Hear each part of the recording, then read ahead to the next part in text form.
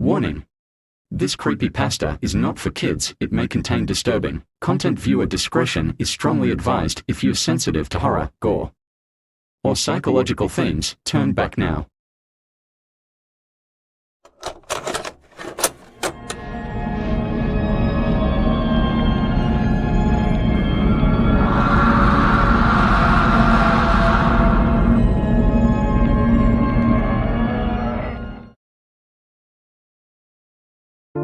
Before the movie itself began, the disc jumped straight into a black void. No menu, no region warning. Only a faint hiss like a deadened radio. After 10 seconds, a decrepit Screen Gems logo struggled onto the screen. It looked like a corrupted VHS tape. The familiar S slowly twisted into a blood rust color. Its edges crawling with static. The usual cheerful fanfare was replaced by a single sustained organ note that wavered like a siren before cutting off with a wet, choking pop. Next came a logo no one recognizes. It resembled a British Board of Film Classification bumper, but the letters BBFC were misaligned. The R18 certificate flickering between crimson and sickly green. Instead of a raving description, the text beneath simply read, "Unsuitable for public exhibition, date of clearance, never." The words pulsed once, then dissolved into a slow-motion animal roar. Not quite bull, not quite human. Echoing through a tunnel of static. Finally, a third logo appeared, just the outline of a farmhouse drawn in white on black. But the longer you stared, the more details materialized. A broken window, a hanging rope. Tiny shapes moving in the grass. No sound this time. Only silence thick enough to make the speakers hum. Then, without a fade, the first scene slammed onto the screen. Franklin standing in the misty English night. Pitchfork glinting under the moon. Scene 1, the dinner scene.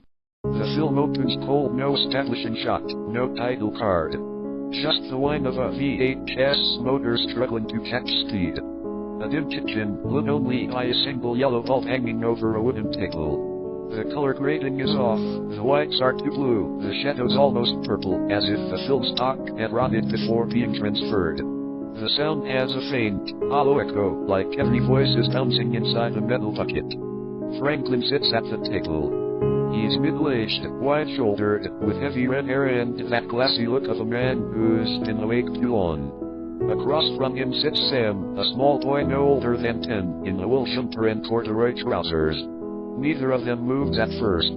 You hear the faint tick-tick-tick of an unseen clock and a soft, reversed piano loop playing behind it, the melody backwards and disjointed, like a church hymn played through water. Then Franklin speaks. "You eating, lad?" There's a pause. Sam nods but doesn't pick up his fork. His plate is half full of peas and something gray under gravy. Every time the camera cuts between them, the focus drifts, as if the operator can't keep still. "Hey Sam," quiet, slightly echoed. "You said we'd go to town tomorrow." Franklin leaned forward. "Hey, we will. When the morning's clear." "But you said that yesterday." Franklin's jaw twitches.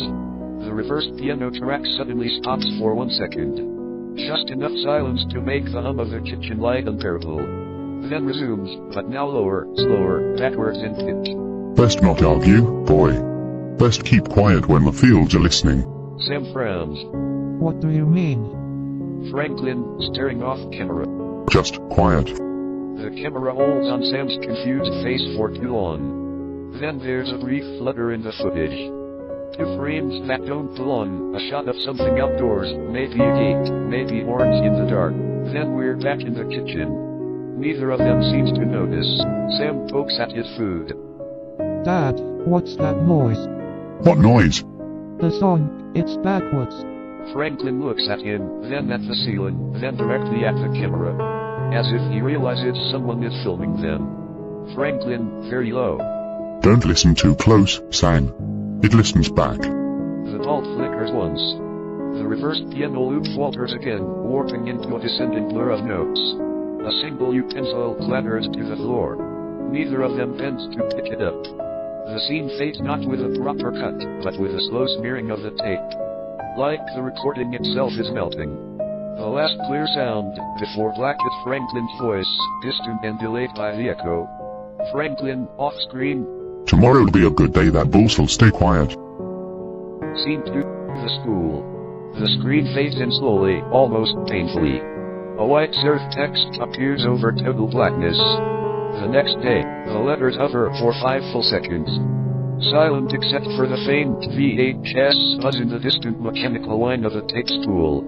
Then they dissolve, one letter at a time, as if erased by static. A 10-second black gap follows, before the picture flickers into view. End. School hallway day. The color is grained and uneven, like a badly restored 1980s home movie.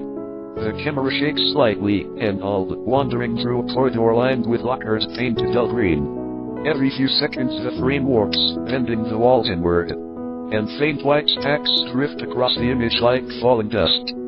Sam walks down the hallway alone, head lowered, carrying a lunch tin with a sticker of a smiling cow on it. There's no music, just that constant background hum from the VHS transfer. It sounds almost like breathing through static. 2 boys step out from a classroom doorway. Their voices echo faintly, as if recorded from the far end of a tunnel. Oi, Carrot Top, you still bringing them veggie bits, are ya? His mum says he don't eat meat. Says it's cruel. They snatch the tin and open it. Inside are cucumber sandwiches wrapped in wax paper. The camera drifts slightly out of focus, as one of the boys waves a sandwich like a trophy. Bet your dad's proud, eh? Little farmer's boy won't touch the stock. Sam doesn't reply. He looks past them, expression empty, eyes red from lack of sleep. Give it back, please. The tape skips for a moment, the boy's laughter becomes stretched and warbling. Slowing down before snapping back to normal speed, a teacher walks into frame. A tall man in a brown suit with an expressionless face. He doesn't ask what's happening, he just sighs. Keep it down, lad. You, stop making yourself a target. And for heaven's sake, cut that hair. The boys grin. The teacher walks off without another glance. Sam picks up his crumpled lunch tin. For a few seconds he just stands there in the middle of the corridor. The camera zooms slightly, too close, until the grain of the image becomes visible. Tiny crawling patterns that almost form shapes. Then Sam murmurs, barely audible beneath the static. They don't listen to you either, do they? He looks directly into the lens, and the film freezes on his face for one long second, before the frame bleeds into white. When it fades back to black, the same faint words flicker in the corner, almost unreadable. They'll hear soon. Then the screen cuts out. The tape buzz lingers for another 10 seconds, before the next scene begins. Scene 3, the English class. The screen comes up from black with a faint click like a reel-to-reel machine switching on. The image wobbles for a second before settling into a dim, fluorescent lit classroom. A strip of masking tape across the blackboard reads English Literature Year 6. The camera looks slightly off-center, as if whoever filmed the lesson hid the camera on the desk. A portable CRT television sits at the front of the room, balanced on a metal trolley. The teacher, Miss Crow, according to the scrawled name on the board, stands beside it with a pointer. Her voice sounds detached, doubled by the hollow echo that clings to every line of dialogue in the film. We are studying persuasive language this term. Today's clip shows how industries persuade consumers. Pay attention to tone and mood. She presses play. The TV's built-in VCR whirs, the classroom lights dim. For a few seconds, the picture is only rolling static and the faint tok-tok of the ceiling fan. Then the educational film begins, grainy 70s stock footage of a countryside. Men in white coats guiding animals through gates.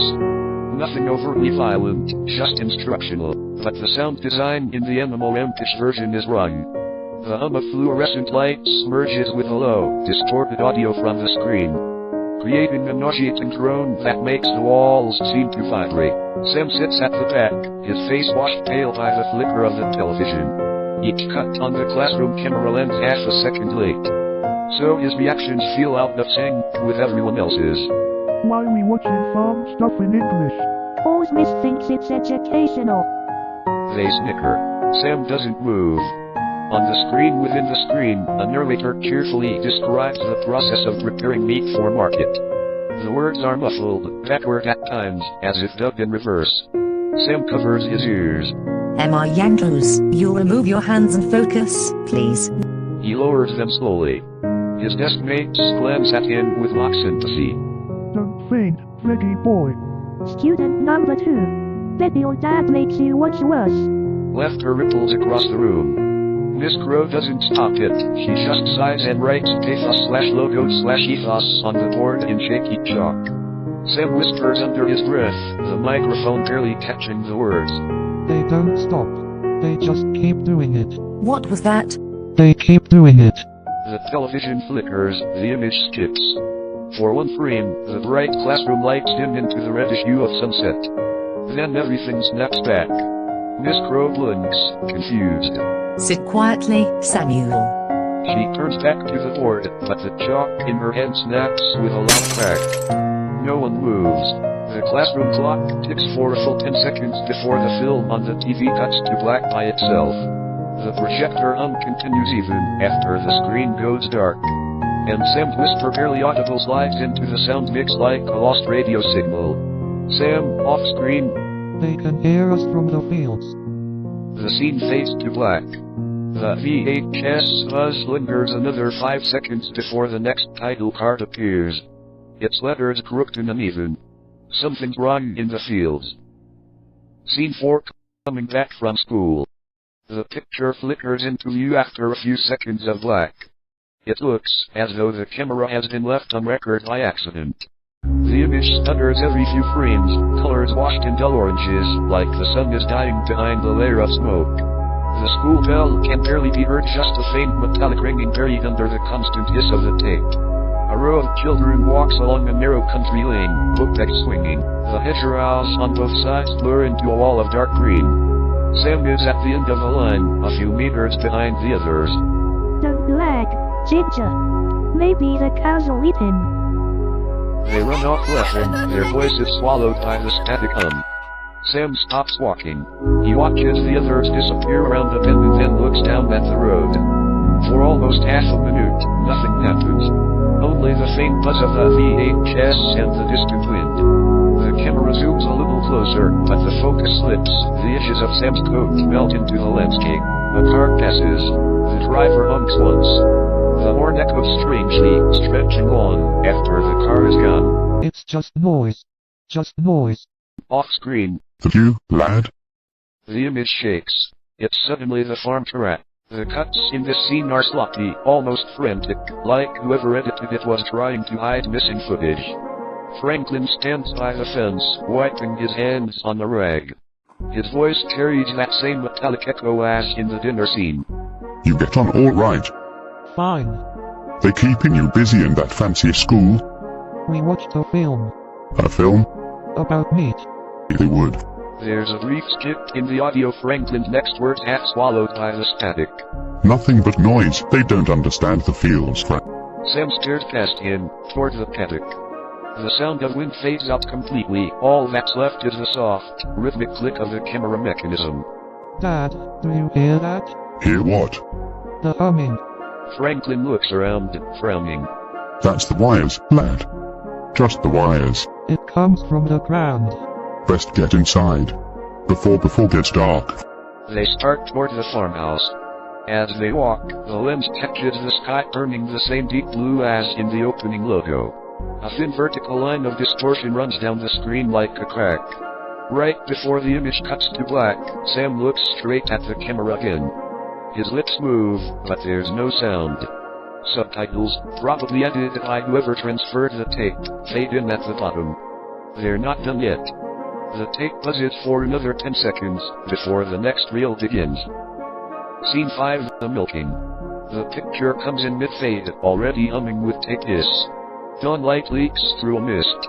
The colors are muted, almost sepia. The frame edges tremble from VHS drift. A single note from some far-off electrical hum blends with the clank of metal pails. The camera seems to be resting on a tripod inside the barn. Dust drifts through the sunbeams like snow. Franklin works in silence. You can hear the soft KCH rhythm of milk hitting a pail. After a long minute he speaks, voice echoing off the tin roof. Keep your hands steady, Sam. They don't like a rush. Sam kneels beside another stall, watching his father. He looks smaller than ever, sleeves too long, boots sinking into straw. They're staring at me. They always do. Cows look at everything that way. Don't mean nothing by it. Feels like they're waiting. Franklin, short laugh that doesn't sound amused. Waiting for feed, that's all. The camera wobbles slightly, as though someone shifted behind it. And the buzz on the soundtrack deepens, dipping almost below hearing. Do they remember? Remember what? When they were out there, before then. Franklin doesn't answer right away. He sets the pail down, wipes his hands, glances toward the open door where the mist curls like breath. Best not think on things like that, lad. Makes a man strange. Another silence. Only the creak of the stalls and the slow drip of milk. Then, faintly, from somewhere outside, comes a low rumble, maybe a tractor, maybe thunder. Sam flinches. That sound again. Just the hills talking. Wind through the posts. It's saying my name. The picture flickers, a horizontal tear rolls through the frame. Franklin straightens, half-smile gone. Enough for today. Go on and wash up. Sam nods, but doesn't move. He keeps looking at one of the cows, a large black and white, with cloudy eyes until the tape shudders and the color washes out completely.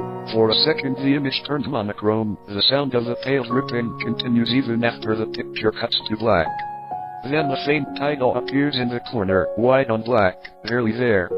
They know him now. The hum dies, and the tape stops with a clack.